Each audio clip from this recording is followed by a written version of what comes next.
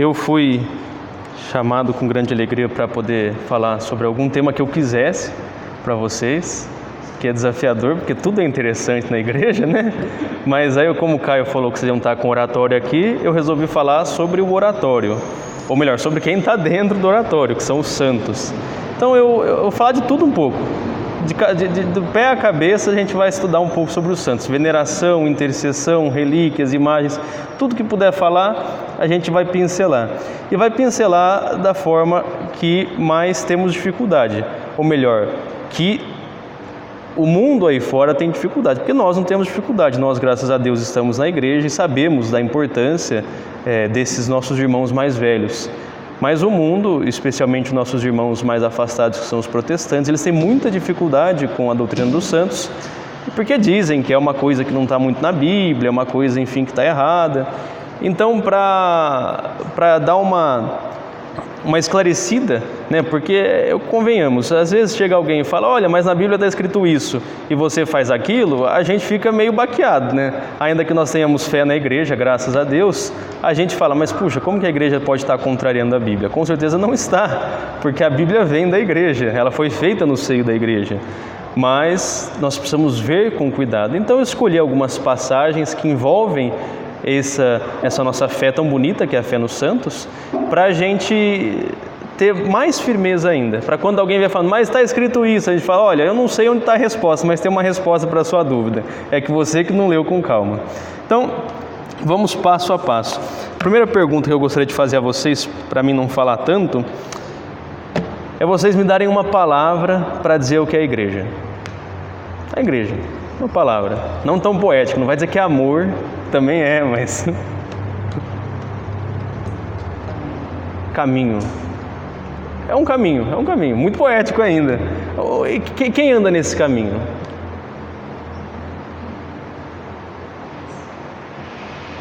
O que nós somos aqui? Uma palavra muito simples, não sejam tão difíceis não. Uma comunidade. A igreja é uma comunidade que com certeza está num caminho em busca da vida por meio da verdade, né? A igreja é uma comunidade, né, como nós aqui, de pessoas que se relacionam entre si, mas não é só isso. Cada uma dessas pessoas que somos nós, que são todos os cristãos no mundo inteiro, também se relacionam com Deus. Então é uma comunidade de homens que relacionam-se com a Santíssima Trindade. Isso João nos diz na primeira carta. O que vimos e ouvimos, nós, os apóstolos, vos anunciamos, para que também vós tenhais comunhão conosco, ou seja, para que vós também façam parte da nossa comunidade. E só nossa, só de homens? Não. Ora, a nossa comunhão é com o Pai e com o seu Filho Jesus Cristo. Ou seja, a igreja é uma comunidade de homens e mulheres que estão também em comunhão com Deus. Essa é a nossa igreja. Aí, agora uma pergunta bem de catequese. Como que São Paulo descreve a igreja nas suas várias cartas? Qual que é a analogia que ele mais gosta?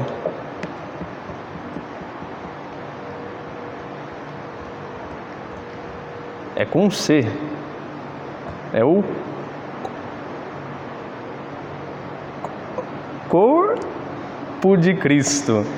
A igreja é o corpo de Cristo. Um exemplo muito claro, por exemplo, Romanos 12. Pois como em um só corpo temos muitos membros, cada um dos nossos membros tem diferentes funções, assim nós, embora muitos, formamos um só corpo em Cristo. A igreja é como um corpo humano, que tem vários membros, né?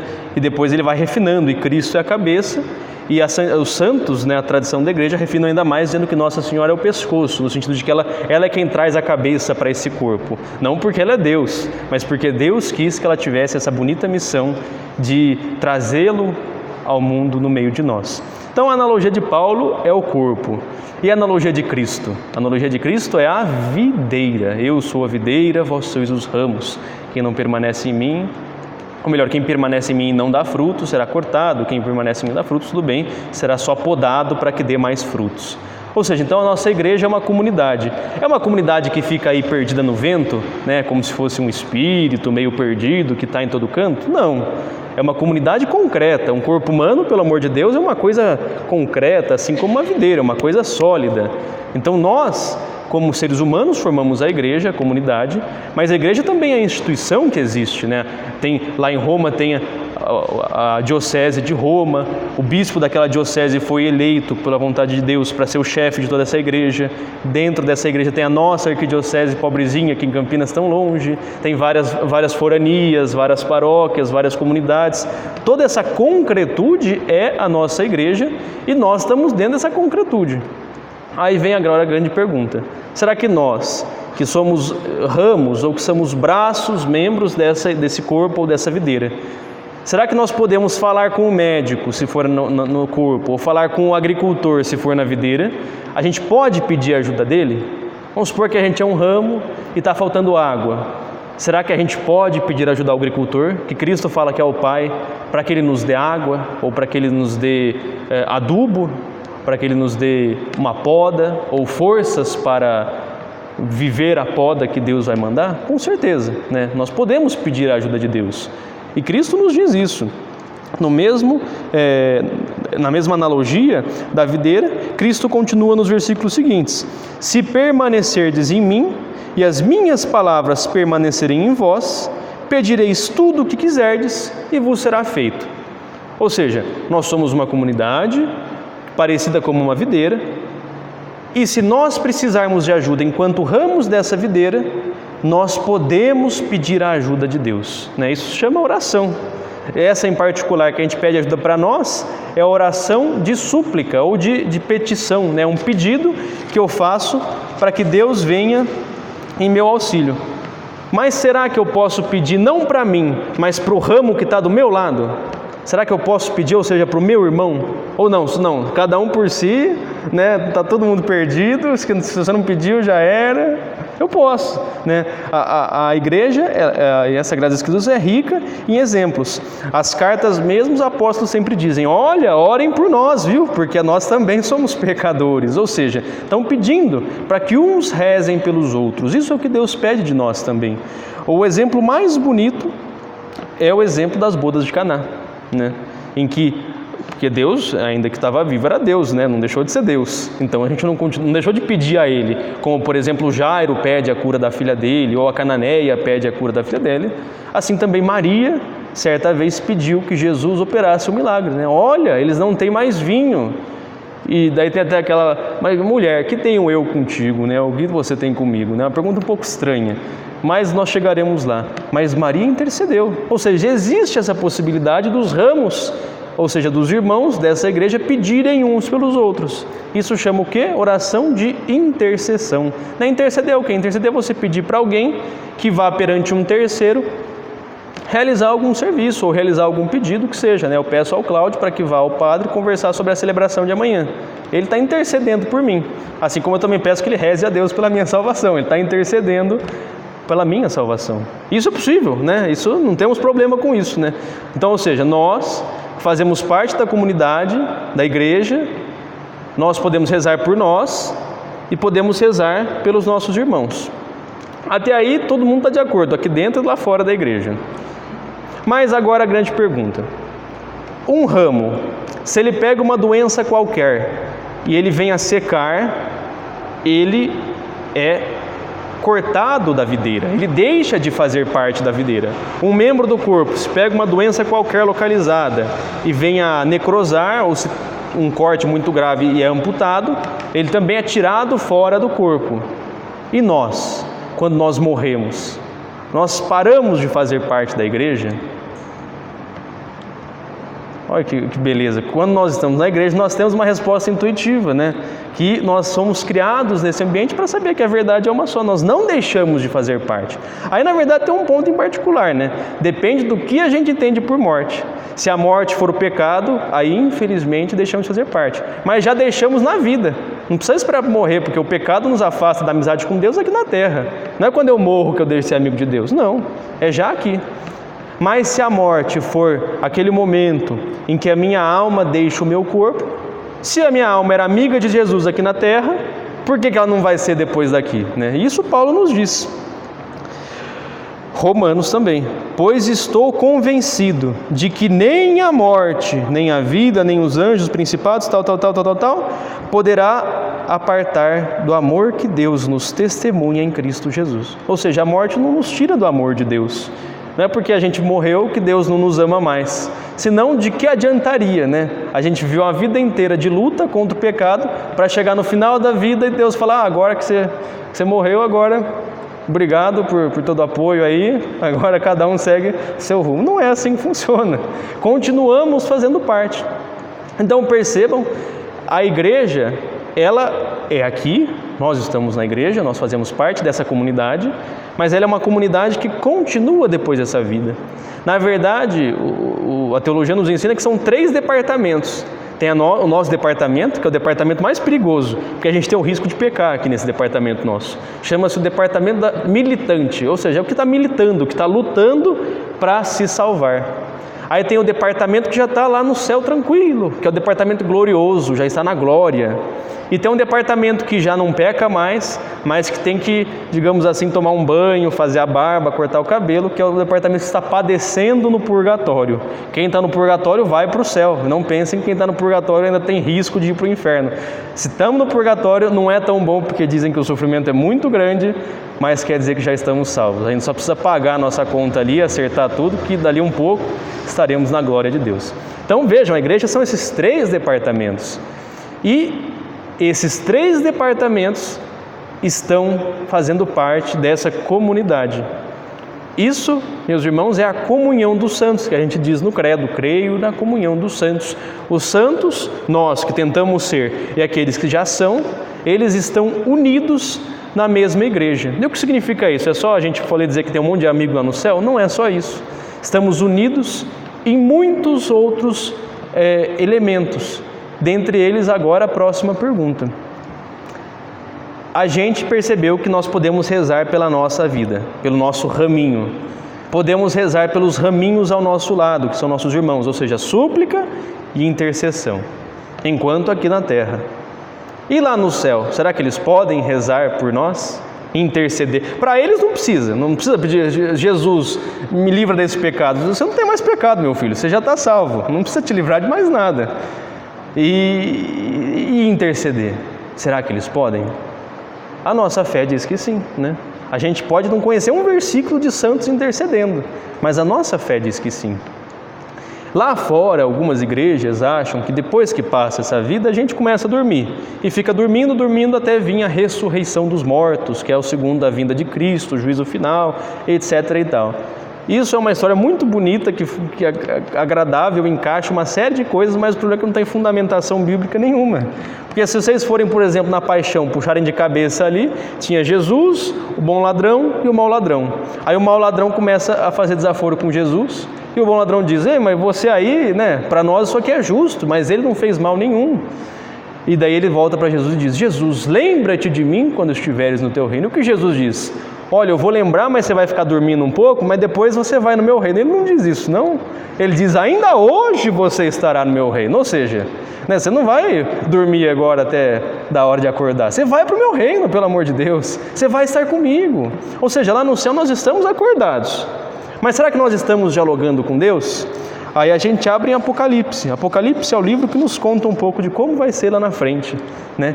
E lá na frente, São João nos diz que quando abriu o 5º selo, vi debaixo do altar as almas dos homens imolados por causa da palavra de Deus, ou seja, aqueles que já partiram dessa vida, e clamavam em alta voz, dizendo a Deus, até quando tu, que és o Senhor, o Santo verdadeiro, ficarás sem fazer justiça? E foi então dada a cada um deles uma veste branca, e foi-lhes dito que aguardassem ainda um pouco. Vejam, os santos conversam com Deus, e foi-lhes ainda dito, ou seja, Deus responde aos santos.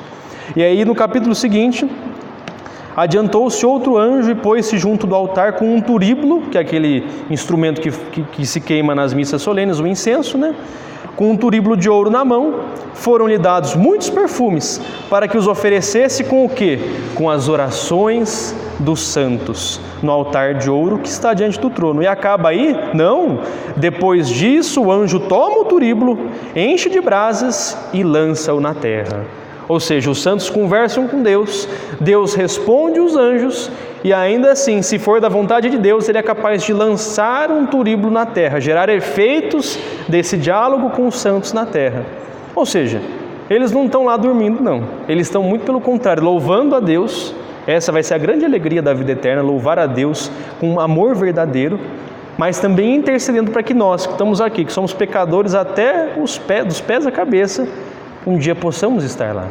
Então, essa história de que não tem ninguém lá no alto intercedendo, está dormindo, ou que não pode interceder, é uma história furada. E o grande argumento, ele está em Paulo, Timóteo, a primeira carta de Timóteo, que diz que há um só Deus e há um só mediador entre Deus e os homens. Eles olham para esse versículo, eles falam, olha, mas você pede a Nossa Senhora para te interceder junto a Deus, e a Bíblia diz que só tem um mediador, você está indo contra as Sagradas Escrituras. Parece que sim, não parece? Mas aí, no mesmo capítulo, no versículo imediatamente anterior, o que São Paulo diz a Timóteo? Acima de tudo, recomendo que se façam preces, orações, súplicas e ações de graças. Ou seja, Paulo começa o capítulo dizendo, olha Timóteo, é bom que vocês rezem um pelo outro, mas não se esqueçam que Cristo é o único mediador. Pô, mas será que Paulo está ficando doido? Está dizendo, olha, você vai mediar diante de Deus, mas só tem um mediador? Não, quer dizer simplesmente assim, que nós, que fazemos parte dessa videira, fazemos parte desse Cristo, que intercede por nós ao Pai.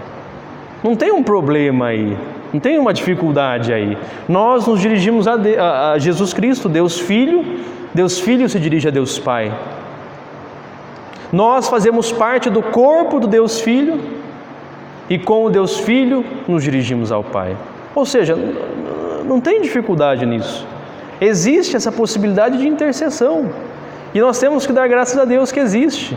Porque muitos santos, refletindo sobre isso, dizem, mas quem sou eu para me dirigir a Jesus? Eu que sou tão pecador. Não é melhor eu buscar Nossa Senhora, eu buscar São José, vocês aqui que são protegidos por Ele, para que Ele, que é uma pessoa tão santa, uma pessoa tão meritória, uma pessoa que viveu tão honestamente, Ele que vá diante de Deus?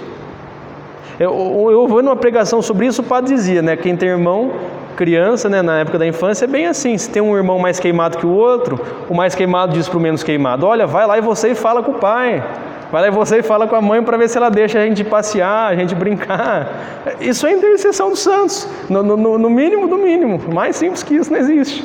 Ou seja, percebem, nós vamos buscar o auxílio desses nossos irmãos mais velhos, para que eles, que são bons diante de Deus, intercedam por nós que somos aí mais ou menos, mas que vamos ficar bons. Então um problema está resolvido. Jesus é o único mediador, mas nós não estamos falando diretamente com Deus, nós estamos falando com Jesus, que é o Deus Filho, não é o Deus Pai. Mas aí tem um outro problema. Em Levítico e Deuteronômio, Deus nos proíbe de invocarmos os mortos, mas os santos já morreram. Então como que fica, né? De um lado, então quer dizer que o Antigo Testamento não vale mais. Jesus, quando veio, disse, olha, o Antigo Testamento está revogado, podem rasgar e jogar fora, que agora a gente vai escrever de novo. Não, muito pelo contrário, Jesus disse que não veio mudar nenhuma vírgula da lei. Então como é que fica? Não fica, é muito simples. São Paulo nos diz, para mim, viver é Cristo e morrer é lucro. E Deus nos diz, e Jesus nos diz, que Deus é o Deus dos vivos e não é o Deus dos mortos. E aí volta lá no começo da nossa conversa, a morte de verdade é o pecado. A gente, quando separa a alma do corpo, isso não é morte, isso é uma fase da vida de todos nós, que nós vamos passar graças a Deus. Graças a Deus Ele não nos condenou à vida nessa terra para sempre. Podia falar, olha Adão e Eva, vocês são ruins demais, vocês me desobedeceram em tudo. Começa com orgulho, começa com a vaidade, o desejo de ser como Deus e se concretiza em tomar o fruto e comer. Vocês não merecem, em hipótese alguma, entrar no meu reino. Mas mesmo assim, eu, como Pai que sou, vos perdoo. E mais na frente, ele não disse a Adão e Eva, mas mais na frente já sabia Deus que viria seu Filho no mundo para levar, Adão e Eva estão no céu, para levar esses traidores ao céu, para levar nós ao céu, que não merecemos. Então, a morte, ela é uma fase da vida. E nós não estamos invocando o morto. Invocando o morto a gente vai estar, se a gente começar a invocar Satanás. Satanás é um anjo que escolheu o pecado. Não é que ele está morto e não tem perigo mais agora, então está tudo bem. Não, ele está morto e esse é o perigo, porque ele está no pecado. E vive eternamente no pecado. E não tem como rezar para converter Satanás. Porque os anjos, quando escolhem mesmo. Ele escolheu trair a Deus, assim como São Miguel escolheu servir a Deus. Graças a Deus temos São Miguel ao nosso lado. E graças a Deus temos Satanás para vencê-lo junto com São Miguel. Essa é a morte. Então não estamos invocando morto coisa nenhuma. Nós estamos falando com os vivos. Então, mais um problema que a gente vence aí com as Sagradas Escrituras. Mas aí vem o grande problema. As imagens.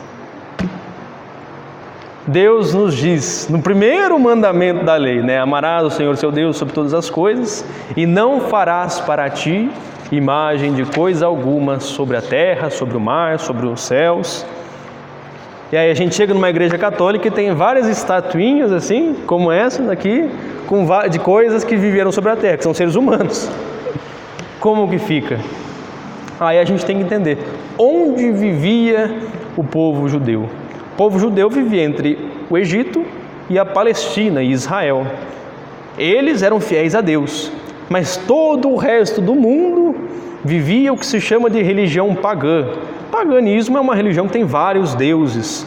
E muitos pagãos, talvez a maioria, não creem que Deus tem os deuses que estão lá no céu, onde quer que seja, mas tem os deuses que estão nas estátuas. Geralmente são os deuses, cada casa tinha um deus, cada família tinha um deus, e esse deus ficava na estatuinha que eles tinham na casa. Isso chamava-se ídolo. E Deus, sabendo que o povo judeu podia ser influenciado por essas pessoas que acreditavam que aquelas estátuas de barro ou de quer que seja eram deuses, disse: olha, vocês não, ai de vocês, se vocês fizerem imagens. Por quê? Porque é ruim uma imagem? É ruim alguma coisa representando outra coisa? Não é ruim coisa nenhuma. Mas é perigoso para vocês que vivem num mundo cheio de idólatras, ou seja, pessoas que dão adoração às imagens, aos ídolos, é perigoso que vocês também fiquem desse jeito. Como ficaram, no caminho para a Terra Santa, Moisés não volta, vamos falar com Arão. Arão, nós precisamos de um Deus, esse Deus aí está lá com Moisés no monte e nós não sabemos o que vai ser. Não, muito que bem, traz o ouro aqui que a gente vai fazer um Deus. Aí taca no fogo, sai um cabrito e está pronto o nosso Deus aqui. Vejam, Deus não proibiu em vão que o povo fizesse imagens. Mas a proibição, ela não era o ponto final da história. Não era, olha, você não vai comer, não vai fazer imagem porque a imagem é ruim, assim como o fruto da árvore. Isso não é porque o fruto da árvore é ruim ou bom que eu te proíbo de comer, é porque eu quero que você seja obediente. E foi justamente o que Adão e Eva não fizeram. Mas a imagem não é ruim em si mesma, não é ruim ver imagens aqui. Tanto que, se a gente continuar na história sagrada, no Êxodo mesmo, nós vemos Deus pedindo que a Arca da Aliança seja coberta com dois querubins, que são imagens de anjos. Na Arca da Aliança, elas tinham 1,5 metro, até dá para, tudo bem, pequenininha, Mas no próximo livro, nós vemos o Templo de Salomão ser construído com uma imagem de 10 metros. Um anjo de 10 metros. Se a imagem fosse ruim, como que Deus ia mandar que se fizesse a imagem no anjo de 10 metros? Aí não tem como esconder. Estou escondendo uma imagem aqui de Deus que Deus não vai ver. Não, isso aí tem 10 metros. Ou seja, a imagem não é ruim. Depende da forma como você lida com as imagens. Assim como a devoção aos santos não é ruim, mas dependendo do que nós estivermos fazendo com a nossa devoção, se a gente gostar mais dos santos que de Jesus, se a gente achar que santos são mais poderosos que Jesus, aí a gente tem que pensar onde que nós estamos indo com a nossa fé. Mas graças a Deus nós não estamos nesse caminho ruim, que já se enfrentou muito na igreja. Então, outro problema que não tem problema nenhum. E um bispo que deu uma formação também sobre isso, estudou a Bíblia, o Novo Testamento de cabo a rabo, e descobriu que Jesus só uma única vez fala sobre imagens, que é a oportunidade em que os herodianos, do partido de Herodes e os fariseus, vão perguntar a eles: é correto pagar impostos a César? Por que eles vão lá? Porque os herodianos queriam, os fariseus não queriam, eles queriam testar Jesus, ver de que lado que ele ia ficar, para estimular aí uma revolta ou qualquer coisa que seja. E Jesus diz: me mostra aí qual que é a moeda com que se paga o imposto, que é o denário. E o denário assim como a moeda de R$1. De um lado tem uma imagem, a moeda de R$1 tem a imagem da República, que é uma mulher, e do outro lado, no caso da moeda de R$1, está escrito tem o número 1, está escrito R$1, o ano, etc. e tal. E no denário estava escrito outra coisa, estava escrito o nome do imperador que mandou fazer aquele denário. E daí ele pergunta então, de quem é essa imagem e de quem é essa inscrição? Aí a inscrição está escrito Tibério César, filho de Deus, etc. e tal, porque o imperador achava que era Deus. Mas vejam, Cristo fala sobre imagem como representação, assim como os santos as imagens dos santos são representações de alguém que já está nos céus, assim como a foto da minha mãe no meu celular não é a minha mãe, é uma representação da minha mãe que está lá em casa, não tem dificuldade nisso. Aí Cristo começa a falar que tem que dar a Deus o que é de Deus, a César o que é de César, vocês conhecem a história. Mas vejam, se imagem fosse tão ruim assim, se fosse uma coisa tão problemática para a nossa fé, que se tiver imagem nós vamos para o inferno, Deus Filho, Nosso Senhor, tinha emendado a ladainha e dito, olha, dê a César o que é de César, dê a Deus o que é de Deus e não faça imagens como essa. Mas não, imagens para Nosso Senhor Jesus Cristo é uma coisa que existe e não tem problema nenhum. Por quê? Porque Ele sabe que as imagens, quando bem usadas, são boas, para que nós tenhamos uma visibilidade maior daquilo que foram os nossos exemplos. Foram seres humanos, foram pessoas, né? Mais na frente na história um Papa vai dizer, assim como as Sagradas Escrituras são boas para aqueles que conseguem ler, numa época em que o analfabetismo era muito grande, as imagens são boas para aqueles que não conseguem. E se a gente for em igrejas antigas, a gente vai ver muitas pinturas de cenas evangélicas. Por quê? Para que as pessoas conseguissem ver e entender como é que foi e conseguissem gravar. Ou seja, a imagem não é o caminho do inferno, a imagem não é uma coisa abominável, a imagem é algo catequético, é algo pedagógico, é algo que nos ajuda a nos aproximarmos de Deus. A gente consegue viver sem elas. Ninguém vai ficar privado de entrar no céu porque não tem imagem de Nossa Senhora em casa. Não é proibido, não é obrigatório ter, na verdade. Nós podemos muito bem ser devotos a Maria, assim como podemos rezar o terço nos dedos das mãos, nós podemos ser devotos a Nossa Senhora sem a imagem. Mas tendo a imagem, nós sentimos o carinho da mãe junto de nós. Então aí é mais um dos problemas, que não é um problema. Não tem problema nós rezarmos para que os santos intercedam por nós, não estamos invocando o morto, o santo está intercedendo por nós, não está diminuindo a glória de Deus nos céus, porque Deus é o único mediador e os santos fazem parte do corpo de Cristo. Então não tem problema nenhum nessa história toda. E também não tem problema nenhum na veneração das santas relíquias, né, que são partes do corpo ou tecidos que tocaram partes do corpo dos santos. E isso para um protestante, eu nem sei se eles sabem que nós veneramos as relíquias, mas se eles virem a gente venerando relíquias, vai fazer um exorcismo com a gente. Vai falar, meu Deus do céu, esses católicos aí são todos loucos, não basta ter imagens de gesso, eles têm pedaços de pessoas que já faleceram e veneram esses pedaços de pessoas que já faleceram. Esse povo está perdido.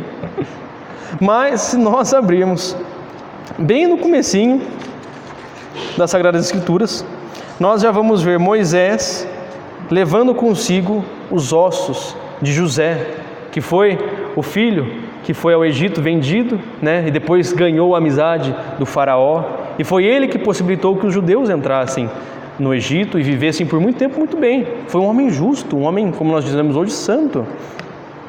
E por isso carregava-se consigo, com o povo judeu, os ossos daquele que tanto fez pelo povo de Deus.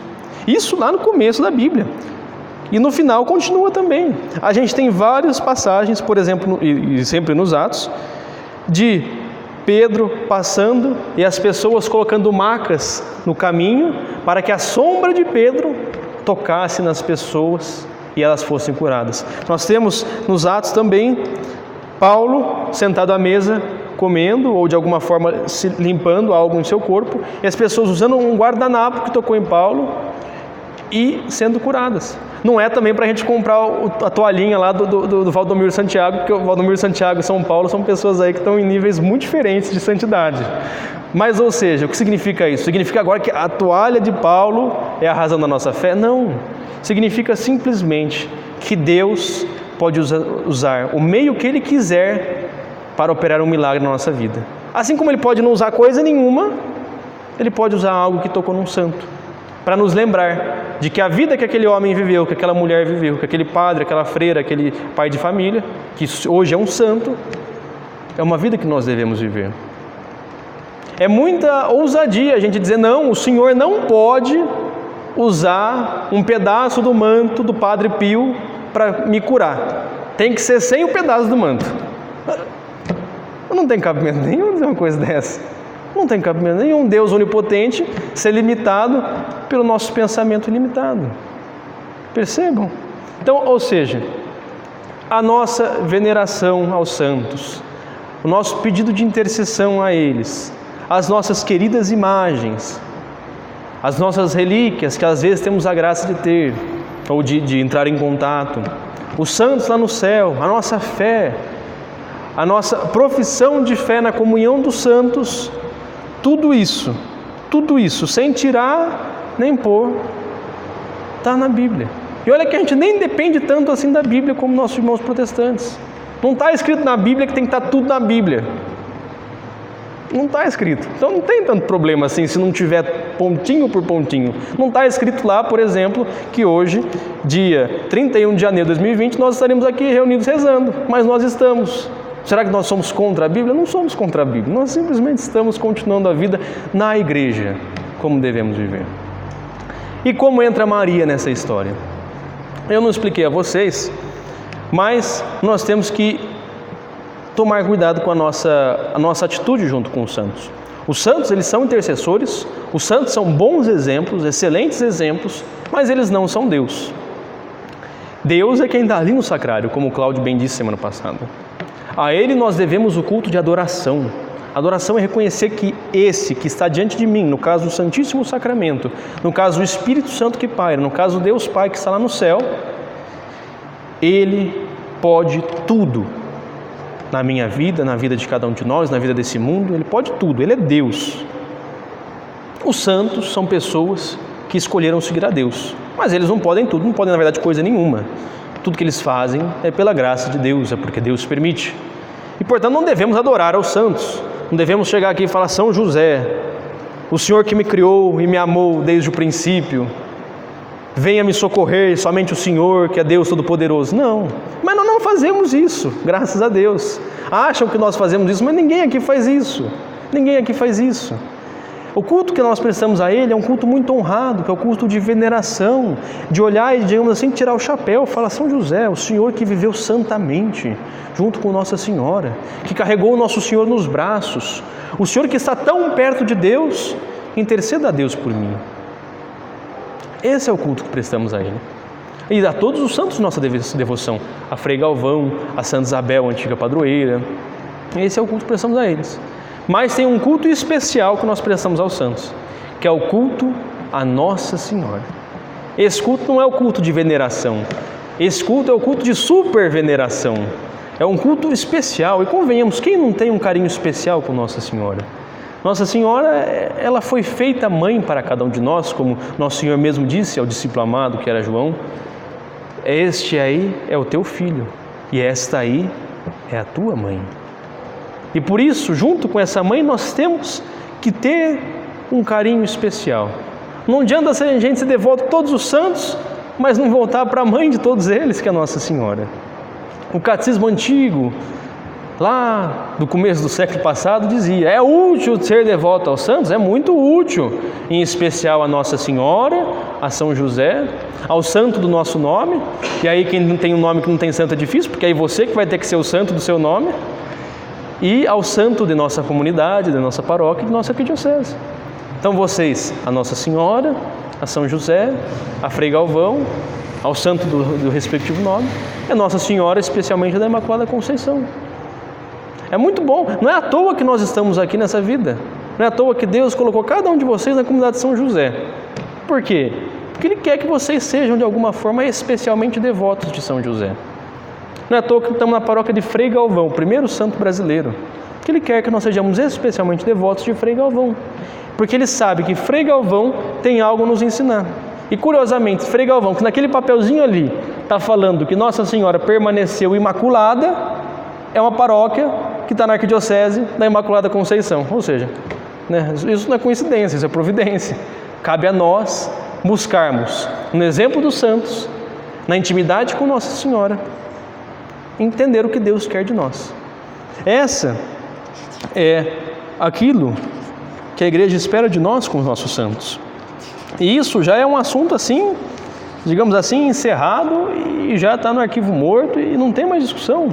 Porque não é de hoje que as pessoas falam, não, mas essa santaiada que vocês carregam aí é tudo mentira, é tudo baboseira. Não, já fazem tanto tempo que questionaram a autoridade dos santos na igreja, já questionaram a comunhão, já questionaram a veneração que temos a eles.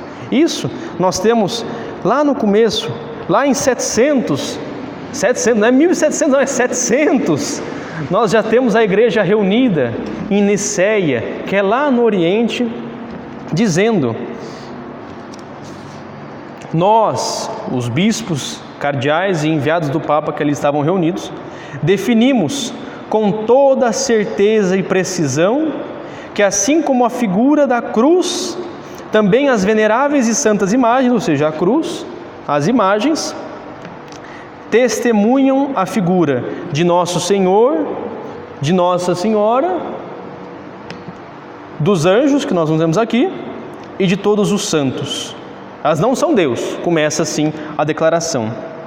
E com isso, os homens são elevados à memória de seus protótipos, daquilo que está representado, né? Ou seja, eu não olho para a imagem de São José e penso nessa imagem de São José, eu penso em São José. Eu não olho para a cruz de Cristo e penso naquela cruz ali, eu penso na cruz que estava no Calvário. E não só a memória, mas há um desejo. Esse é o grande segredo das nossas imagens. Nós temos elas para que, lembrando dos santos, para que, lembrando de Deus, feito homem, nós desejemos, venhamos a ter desejo de seguir o exemplo dos santos, de assumir na nossa vida a cruz de Cristo. É para isso que elas estão aí, as imagens. É para isso que Deus permite que nós veneremos essas imagens. E aí mais para frente os erros voltam. E o Cláudio falou semana passada do Concílio de Trento, lá em 1500. Veio novamente para lembrar as pessoas de que nós não temos deuses aqui dentro dessa caixinha. Nós temos imagens que nos lembram santos que são amigos de Deus. Mas ele arremata tudo isso de uma forma que a gente fica impressionado, que não tem mais como errar. Vejam, essas imagens, a elas deve ser dada a correspondente honra e veneração. Não porque se creia que nelas existe divindade ou virtude alguma pela qual mereçam culto. Ou seja, eu não devo honrar uma imagem que eu tenho na minha casa porque eu acho que tem Deus ali. Assim, Deus com certeza é onipresente, Ele está em todos os lugares. Mas aquela imagem não é, por exemplo, a Santíssima Eucaristia. E também não tem nada especial, ela não é um amuleto que eu carrego no meu bolso e daí eu vou ganhar na loteria e por causa daquela imagem. Não. Como faziam antigamente os gentios, ou seja, os pagãos. Mas eu devo honrar as imagens, porque a honra que eu dou às imagens se refere aos originais representados por elas. Ou seja, quando na Sexta-feira Santa, com belíssima piedade, se coloca a cruz aqui na frente e nós beijamos ou a cruz, ou os pés de Nosso Senhor Jesus Cristo, ou as chagas de Nosso Senhor Jesus Cristo, nós não estamos somente beijando uma imagem de cera, de barro ou do que quer que seja, nós estamos beijando Nosso Senhor Jesus Cristo. Quando nós veneramos e até mesmo beijamos essa imagem de Nossa Senhora em particular, que é muito comum, ou de algum santo de devoção, nós não estamos beijando um pedaço de construção humana, de feitura humana. Nós estamos honrando aquele santo que está ali representado. Isso significa duas coisas. Significa uma, que nós não devemos tratar com descaso as imagens que nós temos. Assim como nós não devemos, que é outra coisa, tratar como deuses, como a Santíssima Eucaristia, nós também não devemos, por outro lado, tratar com descaso as imagens que nós temos. Devemos simplesmente ignorar e deixar de qualquer lado. Se nós temos uma imagem, e o concílio continua, e tem outros artigos, etc. e tal, nós temos que, por exemplo, o que nós fazemos aqui, eventualmente acender uma vela a ela. Não porque a imagem tem medo do escuro, não, mas para que honremos o santo que está ali representado. Deus, tudo acontece pela providência. Se você tem uma imagem na tua casa, não é porque estava cheio a loja e Deus falou, não, deixa eu desafogar um pouco essa loja e distribuir essas imagens, porque tem que fabricar mais, gerar emprego. Não é isso que Deus está preocupado, não. Ele está preocupado com a nossa salvação. Se você tem uma imagem, qualquer que seja na sua casa, está até pegando poeira, assim como a Bíblia, que está aberta lá naquele salmo, que está sempre o mesmo, né? Dá até amarela a página, ela não está lá para isso. Nem a Bíblia, nem a imagem. Estão lá para que nós tenhamos uma intimidade com as Sagradas Escrituras, com os santos e santas de Deus, com a cruz de Cristo se estivermos em casa. Por isso, meus amigos, não cambaleemos quando alguém diz a nós, olha, você invoca mortos, olha, só Deus é o único mediador. A gente pode não lembrar de versículo nenhum que eu citei aqui, e tem um monte aqui. Eu falei, meu Deus do céu, o que eu fiz aqui? Mas tenha certeza, Cristo disse a São Pedro, que já está aqui, e tem um representante, as trevas do inferno não prevalecerão. E também disse, eu estarei convosco até o fim dos tempos. Ou seja, Ele não vai desamparar a gente. Em 2000 anos não desamparou, não vai ser em 2020 que Ele vai desamparar. Então, se alguém vier nos acusando, vier nos atacando, também não adianta a gente começar a atacar de volta. Essa briga não vai chegar em lugar nenhum. A melhor coisa a fazer é, tá bom, você tem a tua fé, eu tenho a minha fé, graças a Deus, mas quando vocês se separarem, rezem por ele. A gente não vai ganhar essa batalha com os nossos irmãos protestantes na base do muque, não, na base da intriga. Alguns, às vezes, honestamente, nós conseguimos sentar e estudar com tranquilidade a palavra de Deus, de modo que ele perceba que alguma coisa ele não deu atenção. Mas nessa vida, meus irmãos, quem tudo faz é Deus. Se ele precisar da nossa ajuda, ele vai de alguma forma nos dizer. Mas ele não está dizendo para a gente sair com uma Bíblia debaixo do braço aí e de assembleia em assembleia, de congregação em congregação, convertendo o povo. A nossa conversão se dá ali dentro, no sacrário. Como nós estávamos aqui há uma hora fazendo o terço, pedindo a intercessão daqueles que estão junto de Deus, para que Deus opere um milagre na vida dessas pessoas, para que Deus as traga de volta. Porque de fato eles estão em erro. Não vamos tentar ser educados, porque isso não é educação nenhuma, dizer que a pessoa está errada e passar a mão na cabeça dela. Eles estão em erro. Mas que rezemos, para que eles possam encontrar a alegria da verdade, que é a igreja que Deus deixou para nós. E aí um dia, se Deus quiser, se Deus permitir, que Ele abençoe, estaremos aí todos juntos, formando parte dessa comunhão de santos. Não pensem que santos são só esses aqui, não. Aqui nossa paróquia é até complicado porque só tem santo antigo, Esses aí todos viraram santos, mas hoje em dia muitos viram santos ainda. E como que é o processo? Aqui eu nem escrevi, mas para arrematar, porque às vezes tem curiosidade. O processo é muito simples. Analisa-se a vida de um cristão, se olha, ou se ele foi uma pessoa que morreu pela igreja, um mártir, ou se ele foi uma pessoa muito virtuosa. E aí começa o processo de canonização. Para canonizar, precisam de 2 milagres sob a intercessão dele. O primeiro milagre, a pessoa é beatificada, vira um beato, como por exemplo, o último que foi agora, o beato Donizete, lá em Tambaú. O segundo milagre, ele é canonizado, como também recentemente Santa Dulce. 2 milagres sob a intercessão dela. 2 milagres que não se comprova pela ciência, etc. e tal. Muitos outros são, mas que às vezes têm umas explicações naturais, que Deus não é obrigado também a só fazer milagres extraordinários. Esses são uma parte muito pequenininha dos santos. O Papa Bento disse uma vez, muito maior são os santos que não estão nos altares. São eles que nós somos convidados a ser.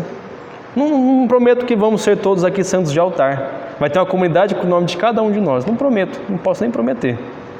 Mas prometo que se a gente continuar do jeito que nós estamos, rezando o terço, com essa fidelidade que temos, buscando a intimidade com Deus, com essa força e esse ânimo que vocês têm, aí seremos, pelo menos com a graça de Deus, santos que não estão nos altares. E isso já é muito bom, viu? Não é ruim não. Então que possamos pedir a Deus que nos ajude a sermos santos, com a ajuda dos santos. Era isso que eu tinha a dizer a vocês, espero que não tenha sido tão salgado assim. É muito interessante a nossa igreja e temos muito a aprender com ela ainda. Muito obrigado aí pela atenção de todos e dos colegas da internet agora. Não.